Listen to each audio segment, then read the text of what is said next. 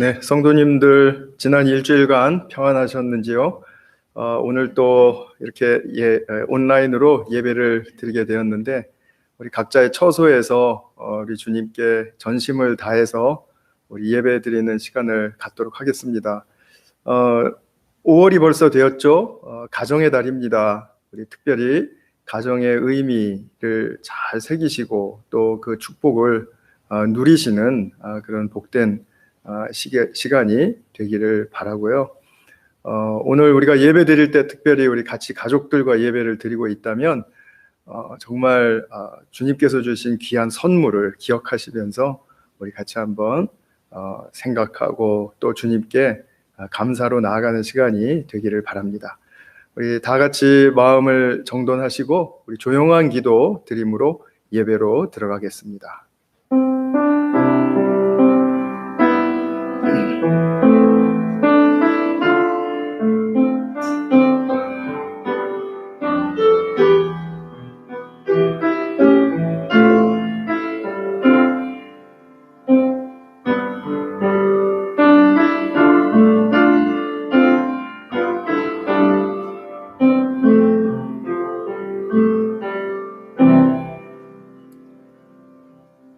보라, 자식들은 여호와의 기업이요 태의 열매는 그의 상급이로다. 젊은 자의 자식은 장사의 수중의 화살 같으니 이것이 그의 화살통에 가득한 자는 복되도다. 또 아비들아, 너희 자녀를 노엽게 하지 말고 오직 주의 교훈과 훈계로 양육하라. 마땅히 행할 길을 아이에게 가르치라. 그리하면 늙어도 그것을 떠나지 아니하리라. 아멘. 사랑하는 아버지 하나님, 참 감사합니다. 우리가 각자의 처소에서 고개를 숙이며 주님께 예배로 나아가기를 원하는 이 주님의 사랑하는 아들, 딸들 불러 모아주심을 진심으로 감사드립니다.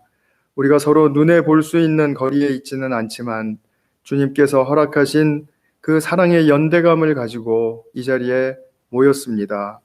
주님, 우리를 불쌍히 여기시고 자비를 베풀어 주셔서 주님의 크신 은혜와 사랑을 기억하며 주님의 품 안으로 달려들어가는 그런 복된 주님의 아들, 딸들 되게 하여 주시옵소서. 주님께서 보내주신 우리 구주 예수 그리스도를 기억합니다. 주님 십자가에 달리시고 주님의 그 크신 원대하신 구속의 뜻을 성취하신 우리 주님, 우리의 마음에 품고 또 우리의 삶의 중심이 되어주셔서 우리를 이끌어 주시는 줄 믿고 이 자리에 나와왔으니 주님, 우리의 삶으로 다시 돌아갈 때는 주님의 귀하신 뜻이 다시 한번 저희들 심령에 더 깊이 더 선명하게 새겨질 수 있는 그런 축복이 이 예배를 통해서 일어나게 하여 주시기를 간절히 소망합니다. 우리 모든 성도들의 심령을 주님의 자비로우신 손 위에 올려드리고 주의 성령께서 우리의 심령을 만져주시기를 간곡히 부탁드리오며 우리 구주 예수 그리스도의 이름으로 기도하였습니다. 아멘. 네, 우리 찬송가 39장 하겠습니다. 찬송가 39장입니다.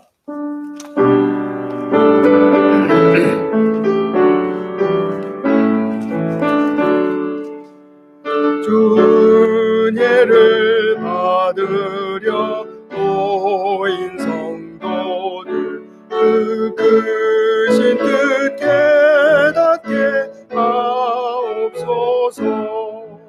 내 마음 고통의 멍에를 다 벗게 되니 날 구속하신 이름 찬양하리. 우리를 곁에서 인도하시니 그 거룩한 나라가 이루어지네. 저 마귀와 싸워서 늘 승리하니 큰 영광 주께 돌려 찬양하리. 주리의 방패와 창검 되시니 자중리에 주님을 따릅니다. 큰 환난을 당할 때 늘 도우시니 승전가 높이 불러 찬양하리. 아멘. 네, 438장 우리 찬양 한 장 더 하겠습니다. 내 영혼이 은총 입어. 주님 앞에 찬양하겠습니다.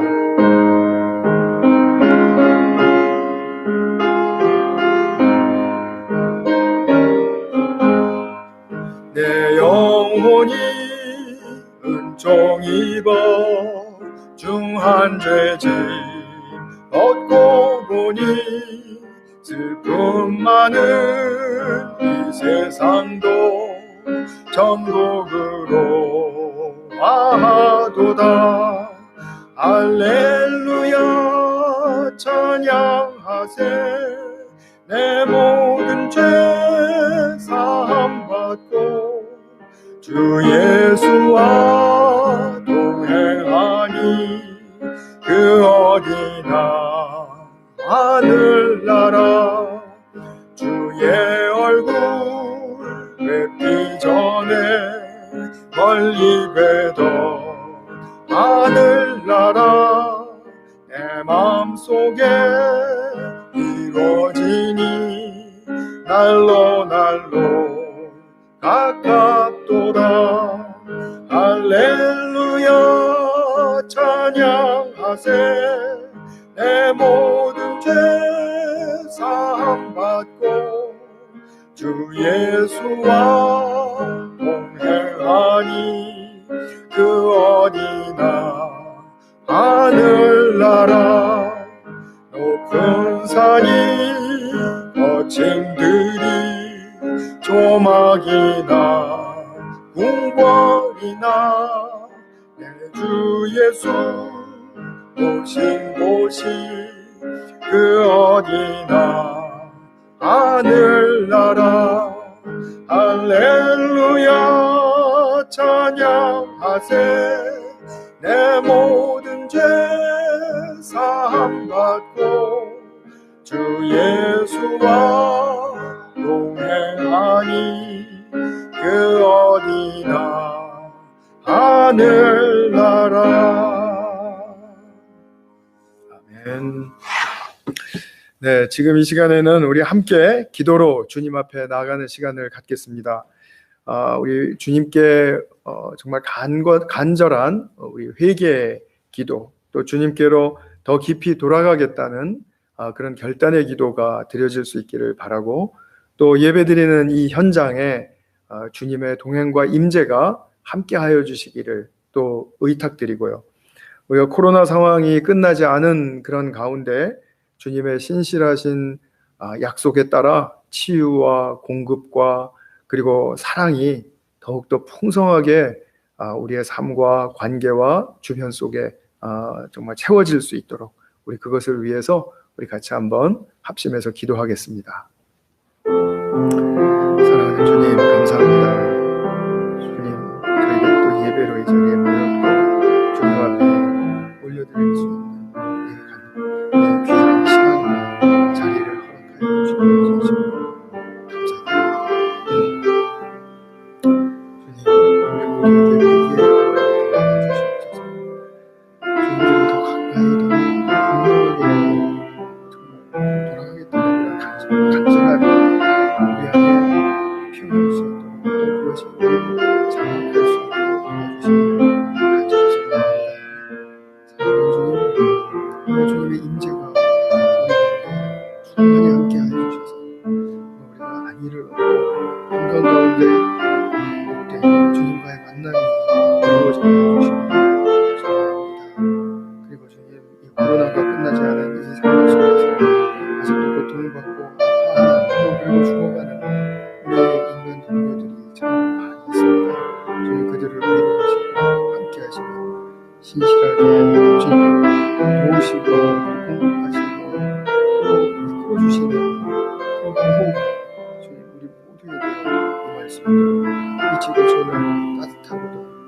아름다운 주님의 손길로 다스리시고 보살펴 주시옵소서. 함께하여 주시옵소서.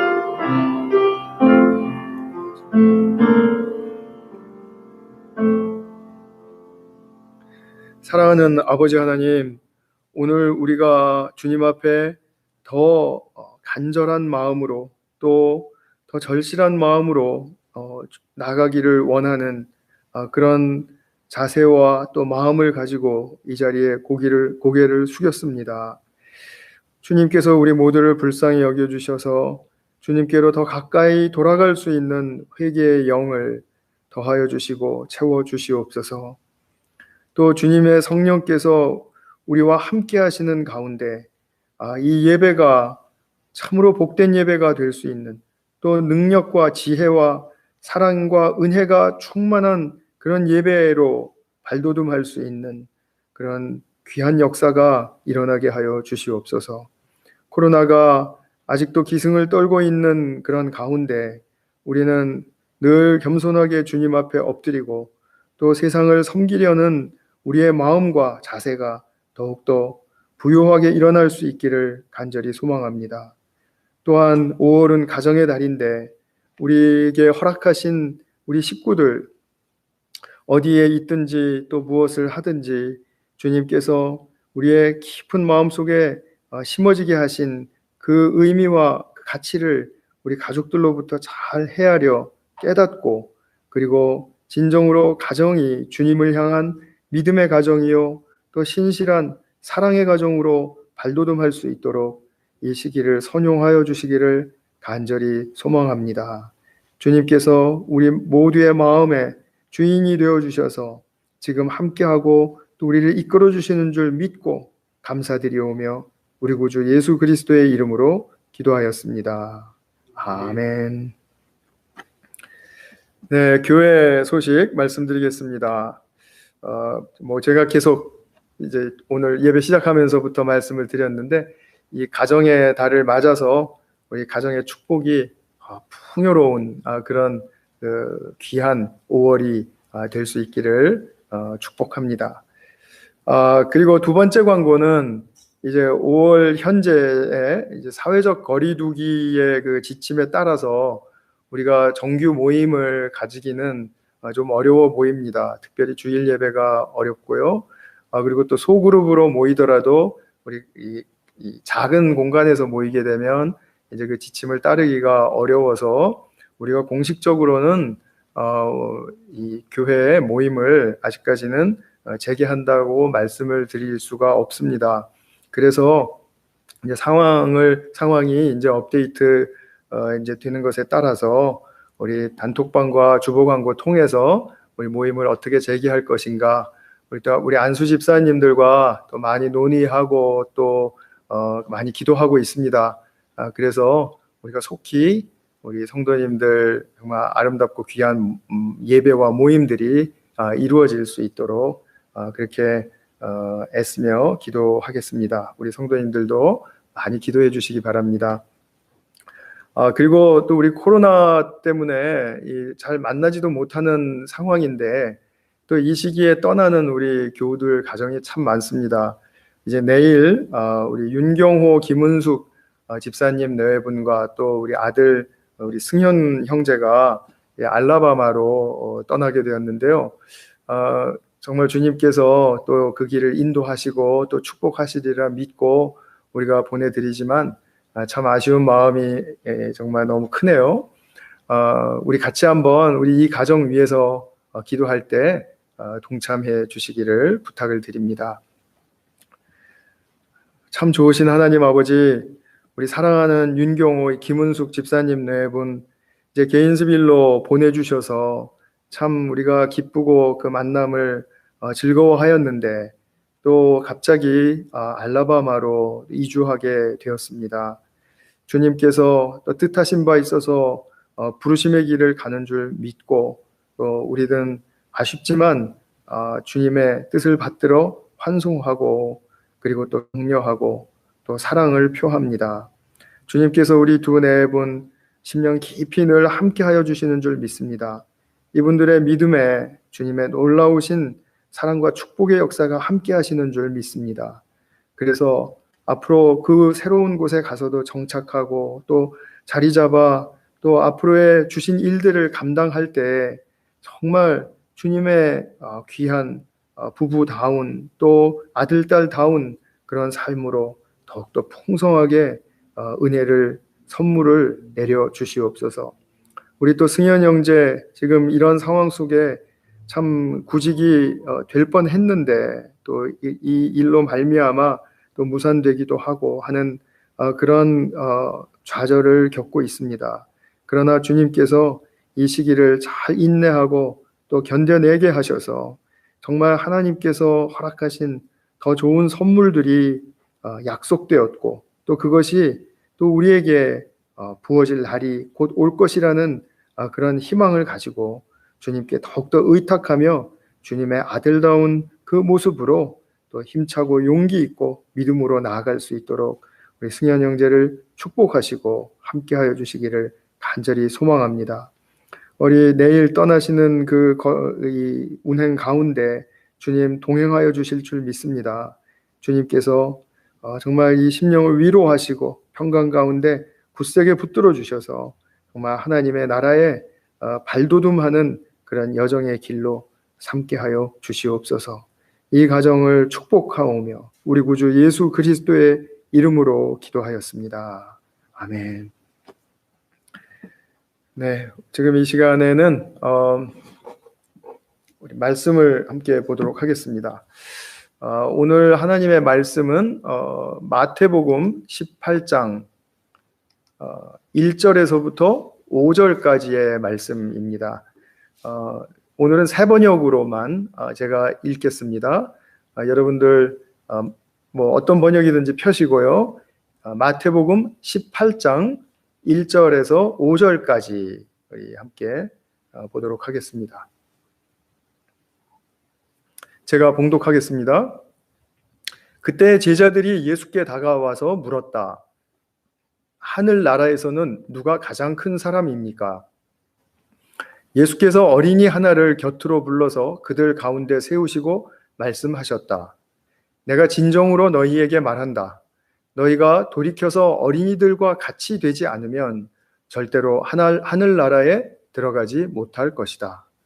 그러므로 누구든지 이 어린이와 같이 자기를 낮추는 사람이 하늘나라에서는 가장 큰 사람이다. 또 누구든지 내 이름으로 이런 어린이 하나를 영접하면 나를 영접하는 것이다. 아멘. 설교 말씀에 들어가기에 앞서서 제가 한 가지 좀 부탁 말씀을 드리려고 합니다. 우리 지난주일 또 지지난주일 제가 이 그리스도인의 자유에 관한 개념, 좀 일반적인 개념을 말씀을 드렸는데 이것을 좀 늘 상기하시면서 깊이 숙지해 주시기를 부탁을 드립니다. 저는 그리스도인의 긍정적이고 또 적극적인 그런 삶으로 신앙의 삶으로 나아가는데 이 자유를 주신 그 선물의 의미를 정말 깊이 깨닫는 것이 우리의 삶에 큰 도약을 가져다 준다고 믿습니다. 그래서 우리 그리스도인의 자유란 무엇인가에 관해서 생각하시던 것만에 갇혀서 그거지 뭐 이렇게 생각하지 마시고 조금 더 항상 폭넓게 뭔가 더 넓게 나가야 하는 그런 자유에 관한 그 성경의 가르침을 잘 이해해 주시기를 바랍니다. 우리가 이제 가정의 달을 맞아서 또 이제 제가 가정에 대한 강조를 좀 드려야 되겠는데요. 우리 가정마다 뭐 평강이 또 화목이 있어야 되겠고요. 또 사랑과 또 친밀함이 있어야 되겠죠. 그런 덕목들이 풍성하려면 우리가 개인적으로 식구마다 여러 가지 기억해야 할 것이 꽤 있을 것입니다. 뭐 그런 덕목에 관한 것이죠. 그런데 가족 일원으로서 지켜야 할 우리가 좀 간과하기 쉬운 그런 중요한 요소가 있다면 저는 겸손이라고 생각합니다. 우리가 가족 사이에서도 교만하게 굴면요, 가족이라는 울타리 안에서 어느 정도 용납은 되죠. 그런데 이것이 장기적으로는 그 가족의 관계에 도움이 되지 못합니다. 오히려 관계를 해칠 수가 있습니다. 그래서 우리 가족 식구들 사이에서도 늘 겸손을 유지하려고 하는 그런 태도와 또 마음가짐이 이제 준비되어 있어야 한다라는 그런 말씀을 좀 드리고 싶습니다. 제가 겸손과 교만에 관한 그 글을 인터넷에서 이제 봤는데, 뭐 다들 어디선가 또 들으셨을 법하고요. 또 많이 또 하는 말이기도 한데 한번 들어보시기 바랍니다. 최용우님이라는 분이 올리신 글이었던데요. 하나님은 겸손의 문을 통해 들어오십니다. 사탄은 교만의 문을 통해 들어옵니다. 참 겸손은 나는 겸손하지 않다고 생각하는 것입니다. 그렇죠? 내가 겸손하다라고 생각하면 그것도 문제가 있죠? 근데 바로 이어서 이렇게 얘기합니다. 최고의 교만은 나는 교만하지 않다고 생각하는 것이며, 구제불능의 교만이 있는데 그것은 나는 겸손하다고 생각하는 것입니다. 여러분은 자신에 대해서 어떻게 생각하고 계시나요? 나는 겸손하다 이렇게 생각하고 계십니까? 아니면 나는 겸손하지 않은데 뭐지? 이런 좀 퀘스천 마크가 떠오르시나요? 한번 좀 우리가 이것을 살펴보도록 하겠습니다. 우리가 겸손과 교만이라는 말은 세상 사람들 모두가 아주 자주 사용하는 말이죠. 뭐 뉴스에도 그러고요, 뭐 소설, 뭐 드라마, 뭐 여러 뭐 프로그램, 우리가 일상에서도 정말 그 겸손과 교만이라는 말은 신앙인들에게만 쓰이는 말은 아니라는 것을 잘 아실 겁니다. 누구나 다 겸손한 사람을 좋아합니다. 그렇죠? 그건 사실입니다. 또 교만한 사람은 어쩐지 좀 꺼려집니다. 그것도 또 우리가 인정할 수 있죠. 그런데 어려운 것은 뭐냐면 누구나 다 겸손한 측면도 있고 교만한 측면도 있다는 것이죠. 이것이 인정이 되시나요? 나는 때로는 겸손하기도 하겠죠. 그러나 때로는 또 교만하기도 합니다. 이것이 우리는 아주 조합을 이루고 있다는 것이죠. 이 세상에 겸손하기만 한 사람은 없습니다. 예수님 한 분 말고는 우리는 분명히 없다고 알고 있죠. 그렇게 분명한 사실입니다. 오직 이 겸손하신 이 예수님이 겸손에 대해서 말씀해 주실 때 우리는 그 겸손에 대한 깊은 깨달음을 이제 얻으려고 좀 애를 써야 되겠죠. 그래서 그것을 오늘 함께 좀 생각해 보도록 하겠습니다. 먼저 우리 본문에 보시면 제자들의 질문이 이래요. 하늘나라에서는 누가 가장 큰 사람입니까? 이 질문을 하는 저희가 뭔지 잘 모르겠어요. 그것은 정확하게 나와 있지는 않습니다. 저는 뭐 의도가 어땠든지 간에 예수님은 이 질문에 대해서 이제 당시 문화 속에서 아주 낮은 인격체로 여겨졌고, 그리고 아직 미숙하고, 그리고 사회적으로는 무능하다고 말할 수밖에 없는 그 어린이 하나를 옆에 세우시고 말씀하십니다. 우리가 조금 전에 본문을 같이 보셨지만 제가 다시 한번 읽어드리겠습니다. 내가 진정으로 너희에게 말한다. 너희가 돌이켜서 어린이들과 같이 되지 않으면 절대로 하늘나라에 들어가지 못할 것이다. 그러므로 누구든지 이 어린이와 같이 자기를 낮추는 사람이 하늘나라에서는 가장 큰 사람이다 라고 이렇게 말씀하셨어요. 저는 이 말씀 속에서 오늘 두 가지 포인트를 좀 지적해 보려고 합니다. 첫 번째는 너희가 돌이켜야 된다. 너희가 돌이켜서 어린이들과 같이 되어야 한다라는 그 포인트고요. 두 번째로는 자기를 낮추는 사람. 그런데 누구와 같이? 어린이와 같이 자기를 낮추는 사람이 하늘나라에서는 가장 큰 사람이다 라고 이렇게 말씀을 하세요. 자, 그럼 첫 번째로 돌이켜야 한다. 이 단어는 뭐 너무 쉬운 말이죠. 제자들의 지금 어떤 상황에서 돌이키라는 말씀일까요? 그건 우리가 짐작해 볼 수 있습니다. 어린이들을 한낱 어른의 병아리 수준으로 이렇게 낮게 보면서 인격체로 경히 여기고, 그리고 어른인 자기는 더 가치를 지녔다고 생각하고 믿는 이 태도로부터 돌이키라는 말씀이죠. 그러니까 지금 예수님의 모여 있는 상황을 한번 생각해 보세요. 제자들이 주변에 이렇게 쭉 있습니다. 12명의 큰 그 어른들, 장성한 어른들이 있고요. 거기에 바로 어린이가 쭈삣쭈삣 어딘가에 있었을 거예요. 근데 그 아이를 중앙으로 불러내셨습니다. 그리고 곁에 세우시고 이렇게 큰 사람들 보러 이 어린아이와 같아야 한다 라고 말씀하시는 그 정황을 한번 상상해 보세요. 자, 그런 태도로부터 돌이켜야 한다. 그죠? 그런 아이를 무시하고 자기가 더 낫다는 태도로부터 돌이켜야 한다. 이런 말이고요. 자, 그렇다면 반면 아이들은 어떤 특징 때문에 그런 말씀을 하시는 걸까요? 4절에 보면 두 번째 포인트였죠. 자기를 낮추는 태도를 가지고 있었습니다. 자, 아이들이 자기를 낮춘다고요? 아닌 것 같은데요. 혀를 내두르는 우리 어른들 계실 수도 있습니다. 그리고 또 우리 현대 가정에서는 엄마 아빠 머리 위에 군림하는 아이들도 있죠. 그런데 그런 건 이제 보이는 이제 성향과 태도이고요.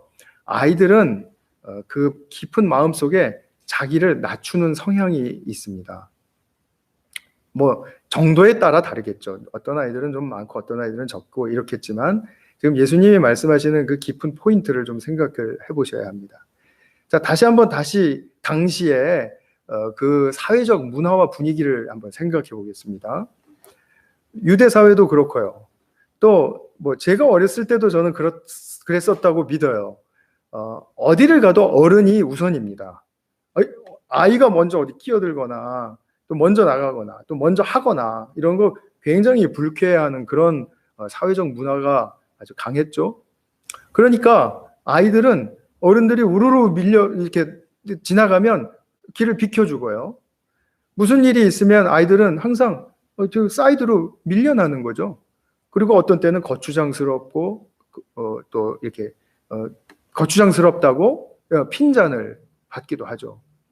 그리고 또 말하는데 끼어들면 안 됩니다.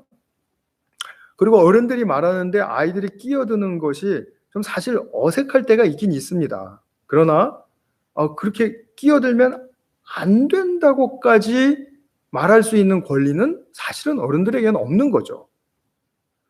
그래서 아이들은 어른들이 오면 미리 하는 행동이 무엇인가요? 우리 그때 당시로 돌아가서 한번 생각해 보겠습니다. 아예 비껴드립니다.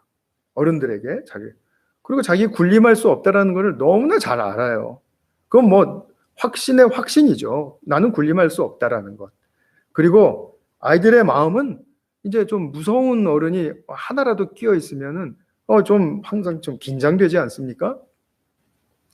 아무리 좋은 어른 100명이 있어도 무서운 어른 하나 있으면은 그 양반 때문에 사실 긴장되는 거 우리 뭐 다 아는 그런 이해할 수 있는 바이죠. 눈빛은 상황에 맞추기 위해서 주변을 살펴요. 안 살피는 것 같죠? 살핍니다. 이 애처롭고 가련한 처지에 처한 그 소외된 듯한 그 어린이의 모습에 연민이 느껴질 정도이죠. 사실 설교를 준비하던 중에 문득 그 20수년 전에 이제 저희 집에서 일어난 일이 생각이 났습니다. 저한테는 흑역사입니다. 요즘 말로. 근데 이거를 제가 말을 할까 하던 중에 이렇게까지 말을 꺼내놨으니 드리는 게 맞겠죠. 우리 아들이 한 4살 정도 되었었을 때였는데요. 그날 제가 정말 무척 화가 났습니다. 그래서 손에 들고 있던 소지품을 땅에 던졌습니다. 그랬더니 우리 옆에서 이렇게 비껴 있던 우리 아이가 얼른 달려가서 그 떨어진 소지품을 주워다가 아빠 여기 이렇게 하면서 제 손에 쥐어주는 거예요. 저는 그때 그 아들 앞에서 제가 얼마나 부끄러웠는지 모릅니다. 그 부끄러웠던 기억을 사실 아직도 잘 잊지를 못합니다. 그 순간 그 우리 아들의 그 앳되고 순수하고 친절했던 그 모습이 제가 그런 짓을 다시는 하면 안 되겠구나라는 그런 마음을 갖게 했습니다. 분명히 우리 아들의 마음과 자세는 불의한 저의 모습 앞에서도 자신을 낮추는 모습이었죠. 그런데 그 자신을 낮추고 있다는 것을 자신도 의식하지 못했던 그 아이의 낮아짐. 저는 이것이 주님이 말씀하시는 그런 어린이의 낮아짐이라고 믿습니다. 아까 우리가 내가 겸손한지 안 한지 의식 못하는 것, 우리 그것이 겸손이다. 이렇게 말한 것과 좀 맥이 통하는 것 같습니다. 그렇다고 해서 주님이 우리 보러 가련하게 살고 맨날 주눅 들어서 살아라 이런 말씀이 아니죠. 그러니까 처한 상황이 있으면 우리가 여러 상황을 항상 만나게 되는데 그 상황 속에서 내가 군림하고 조종하려고 하지 말고 그리고 또 이용하려고 하지 말고 항상 이 상황의 선을 위해서 또 이런 상황이 아름답게 되게 하기 위해서 내가 무엇을 행하고 말할 것인지 준비하라. 그것이 바로 낮은 자세라는 거죠. 이것이 정말 마땅하고 그렇게 사는 길이 옳다. 이렇게 생각이 드는 그런 순박하고 온화한 마음. 이것이 우리 모두의 그 어린 시절에 있었습니다. 그런데 참으로 어른이 되면서 잃어버리는 마음이 아닌가 그렇게 생각이 됩니다.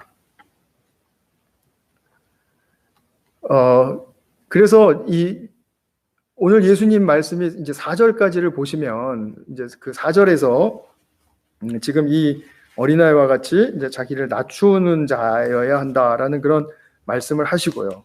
그 다음에 5절에서 한 말씀 더 하시죠. 그것이 무슨 말씀이냐면 당신 이름으로 예수님의 이름으로 이런 어린이 하나를 영접하라. 더 나아가서는 영접하라라는 거죠. 영접한다라는 말은 영어로 말하면 receive라는 말도 했고요. 또 welcome이라는 말도 썼습니다. 여러분 영접한다라는 게 무슨 뜻인가요? 상대가 있으면은 그 상대의 어떤 조건이나 어떤 업적을 보는 게 아니라 우리가 아이들을 보고 있다면 아이들의 그 수준이 어떻든지 또 인격의 형성이 어떻든지 진심으로 그것을 존중해 주는 자세를 말하죠. 영접하는 것입니다. 당신의 존재는 정말 가치가 있습니다. 라는 그런 인정이죠.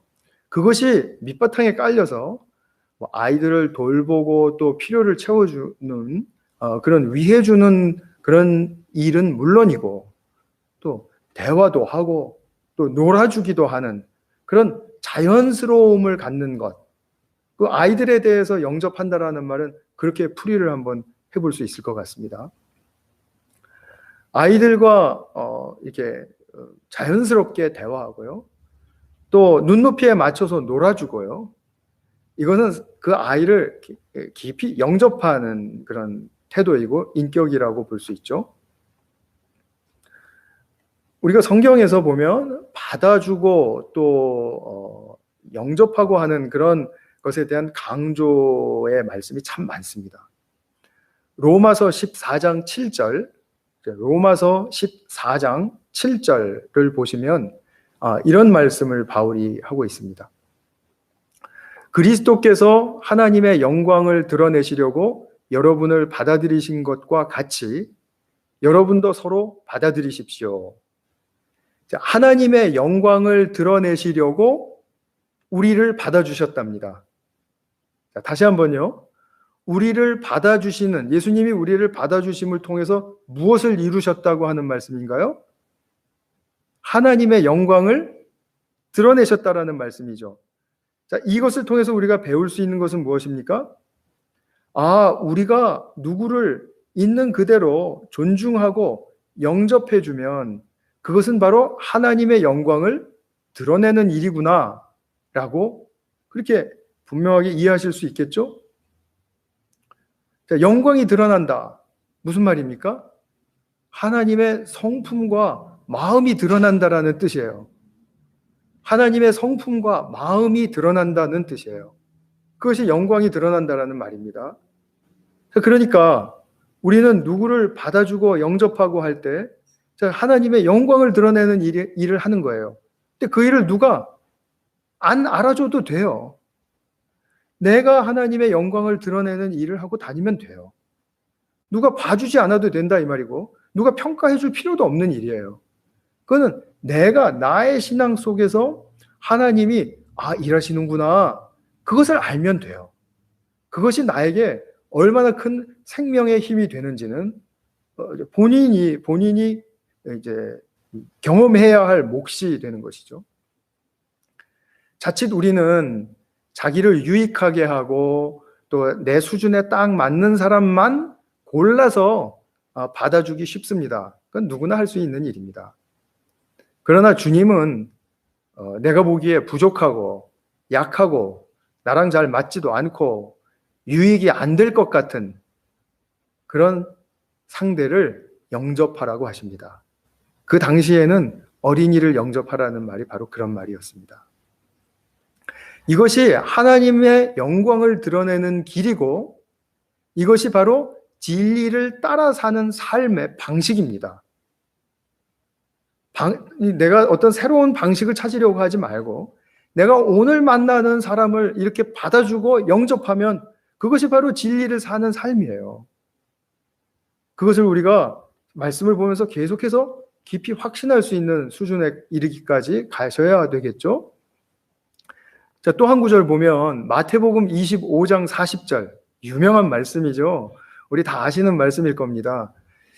내 형제 자매 가운데 지극히 보잘것없는 사람 하나에게 한 것이 곧 내게 한 것이다. 누구의 말씀입니까? 예수님 말씀이죠. 예수님의 형제 자매 가운데 지극히 보잘것없는 사람, 예수님의 형제 자매 가운데 그런 사람 누구였습니까? 죄인, 세리들, 창녀들 그런 사람들이었죠. 그런 사람들에게 친절하게 대하라는 겁니다. 영접하라는 겁니다. 이것이 바로 예수님을 섬기는 일이라고 말씀하십니다. 신앙을 갖고서 정말 우리가 피해가야 할 일이 뭐냐면 그 사람 이렇게 가르는 것입니다. 물론 우리는 인격의 폭이 좁고 또 그리고 아직 다 성숙하지 못했기 때문에 내가 특별히 좋아하는 사람, 또 좀 꺼려껴지는 사람이 있을 수 있어요. 그러나 내가 좋아하는 사람에게 내가 대하는 태도, 또 내가 꺼리끼는 사람을 내가 대하는 태도, 또 나를 미워하는 사람을 내가 대하는 태도, 그 나의 태도를 볼 때 그 태도가 바로 나의 신앙의 가늠자가 되는 것입니다. 오늘 본문의 말씀, 어린이를 영접하라. 로마서 14장 7절의 말씀, 서로 받아줌으로 하나님의 영광을 드러내라. 마태복음 25장 40절의 말씀, 지극히 작은 소자에게 하나 한 것이 곧 나에게 한 것이다. 라는 이런 말씀을 통해서 우리가 서로 받아주는 것에 의미를 잘 새기실 수 있기를 바랍니다.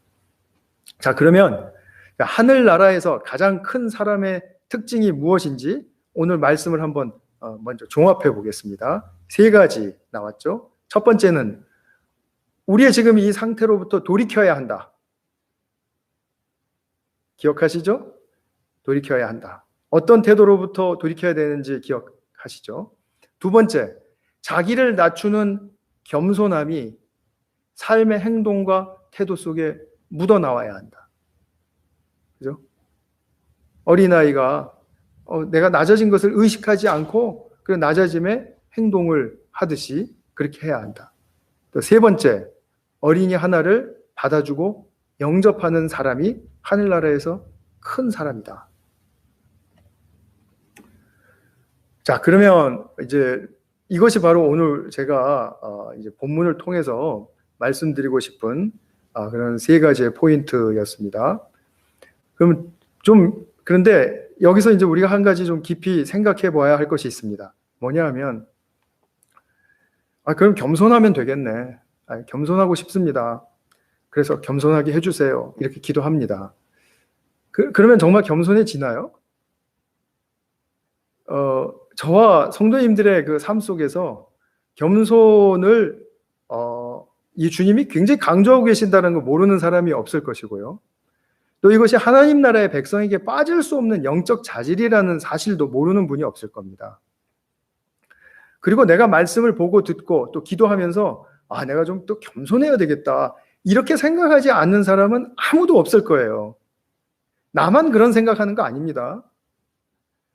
그런데 우리가 기억해야 될 것은 뭐냐면, 사람의 겸손이라는 건 되어지는 게 아니라는 겁니다.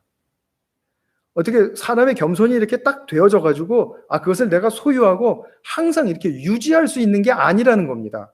그런 겸손의 속성을 우리가 꿰뚫어 보고 분명하게 인정하고 계셔야 됩니다.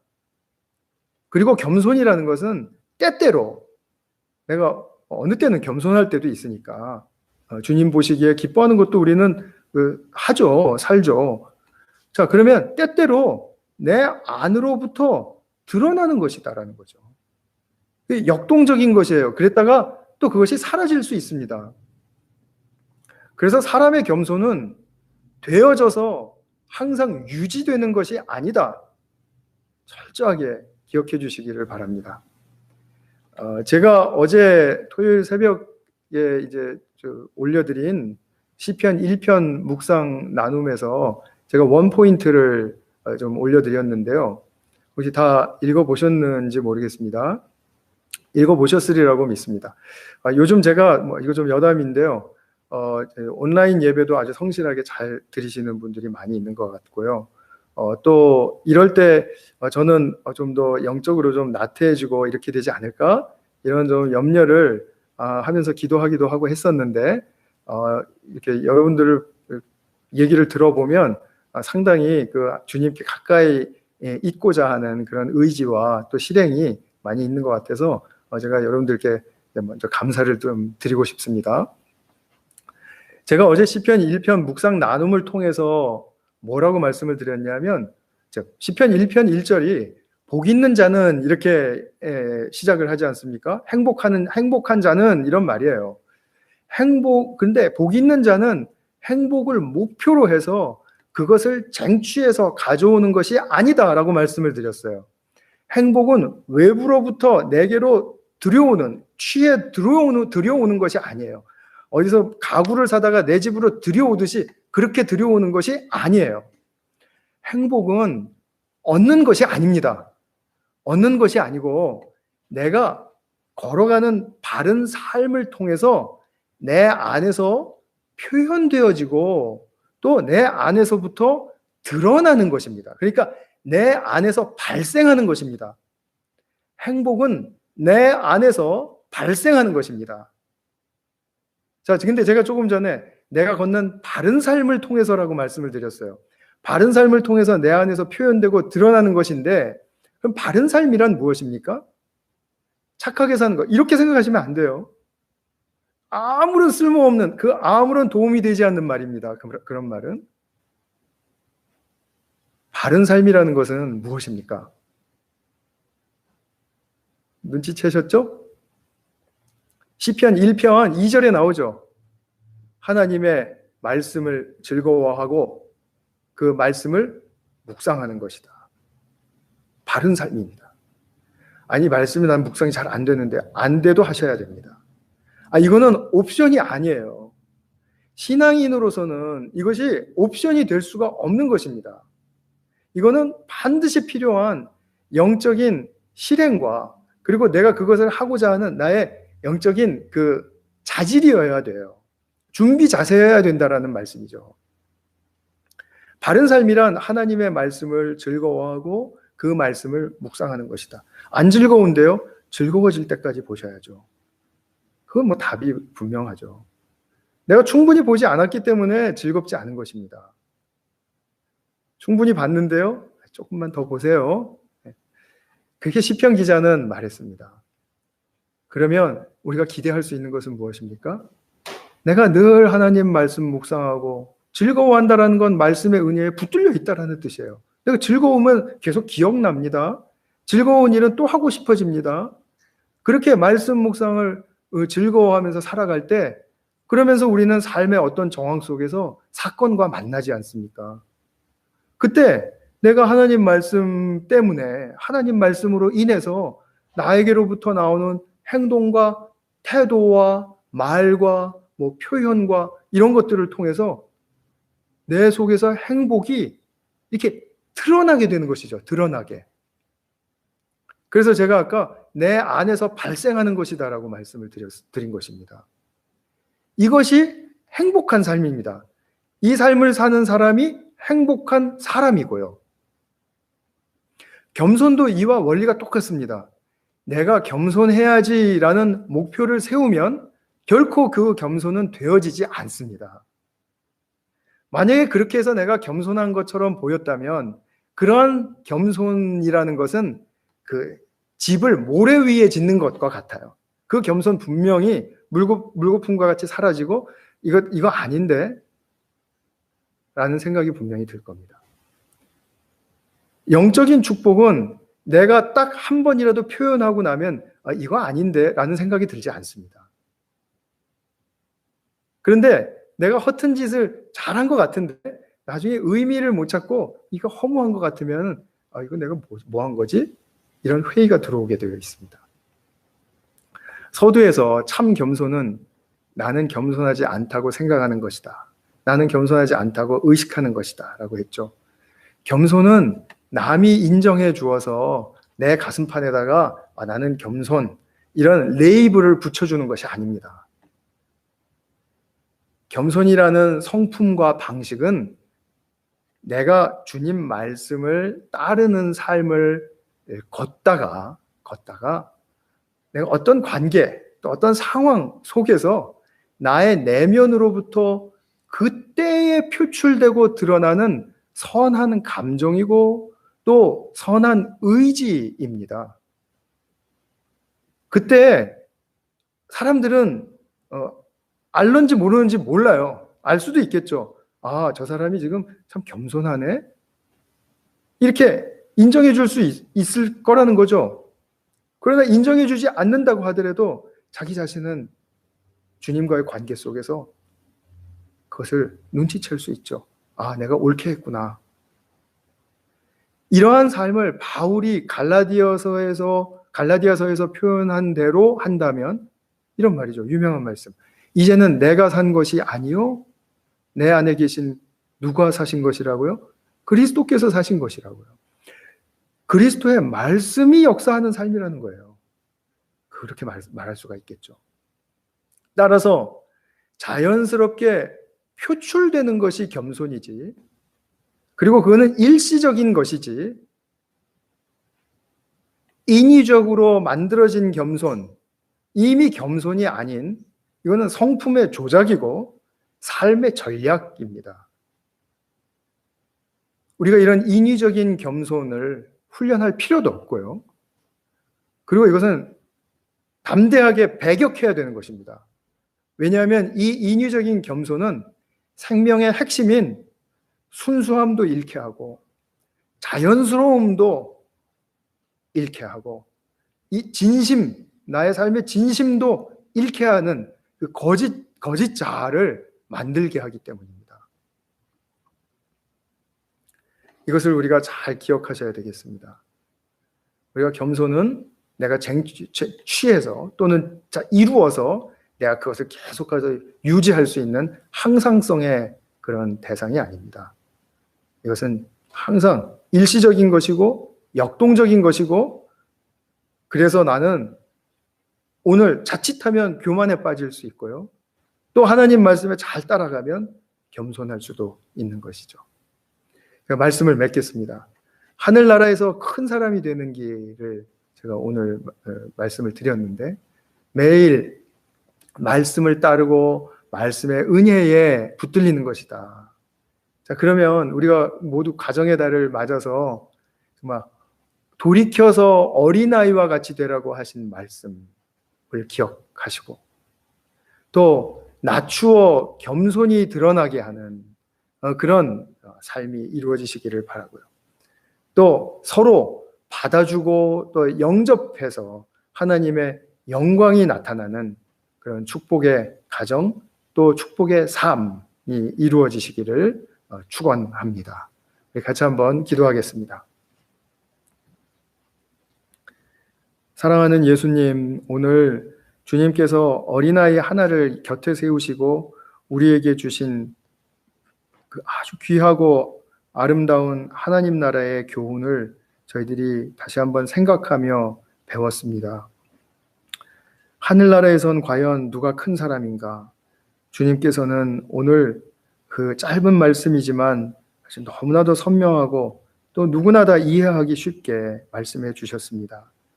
정말 주님의 말씀으로 돌아가 우리가 그 말씀 주신 대로 행할 수 있는 그런 복된 주님의 아들, 딸들 되게 하여 주시옵소서.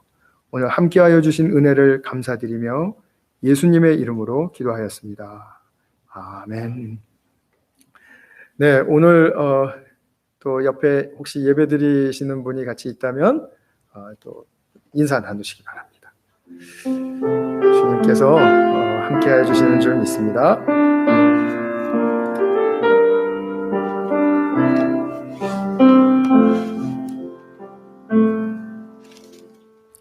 네, 우리 폐회송 314장이었죠? 네, 314장 1절하고 제가 봉헌 기도도 드리고 축도로 오늘 온라인 예배를 마치도록 하겠습니다.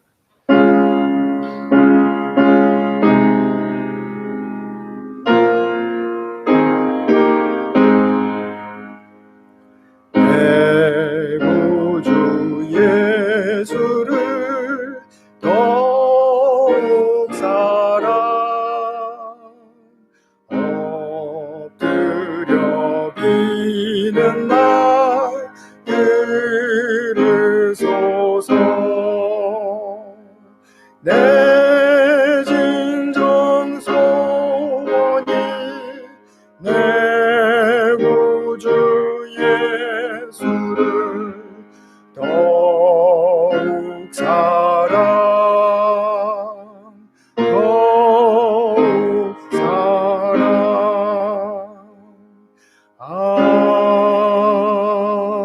아멘. 기도하시겠습니다. 자비로우신 하나님 아버지, 우리가 삶이 참 요즘 많이 각박하고 힘들어진 가운데 있지만 주님께서 자비하심으로 또 공급하시고 또 보호하시고 지켜주신 그 삶으로 인해서 감사와 찬양을 올려드립니다. 주님께서 주신 것들로 말미암아 우리의 삶이 영이 될 수 있음을 다시 한번 고백드립니다. 주님 주신 것 거룩하게 구별하여 올려드리는 손길들이 있습니다. 온라인을 통해서 또 여러 손길들을 통해서 정말 주님께 올려드립니다. 이 드려진 물질이 다시 한번 주님께서 재활용하여 주셔서 정말 주님 나라에 아름답게 쓰여질 수 있도록 도와주시고 이끌어 주시옵소서. 다음 주간의 삶도 주님의 자비하심에 우리의 모든 생명을 맡겨 올립니다. 지금은 낮아지고 낮아지셔서 우리에게 어떠한 낮아짐이 진짜 낮아짐인지를 가르쳐 주시는 우리 구주 예수 그리스도의 십자가의 은혜와 낮아지도록 아들을 보내주시는 그 크신 하나님 아버지의 만극하신 사랑과 또 우리가 어떤 상황에서나 어떤 관계 속에서나 진리로 말미암아 겸손을 표출하고 또 겸손히 드러나게 하여 우리가 바로 그 진리의 멋과 맛을 누릴 수 있게 하시는 성령 하나님의 교통하시고 또 감동하시는 역사가 오늘 어린아이들과 같이 낮아지지 않으면 하나님 나라에 들어갈 수가 없고, 또 이렇게 낮아지는 자는 하늘나라에서 가장 큰 자라고 우리에게 참으로 큰 용기와 믿음을 갖게 해주신 우리 구주 예수님의 말씀을 따르겠다고 고개를 숙인 우리 모든 성도들의 삶과 심령 위에 지금부터 영원히 함께 하실지어다. 아멘.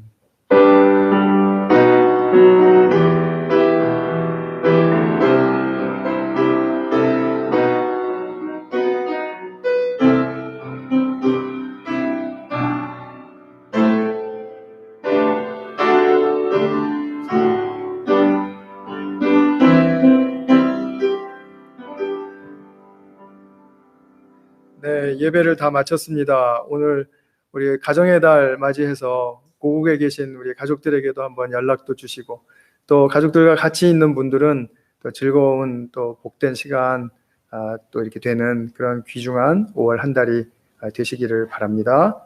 네, 사랑합니다.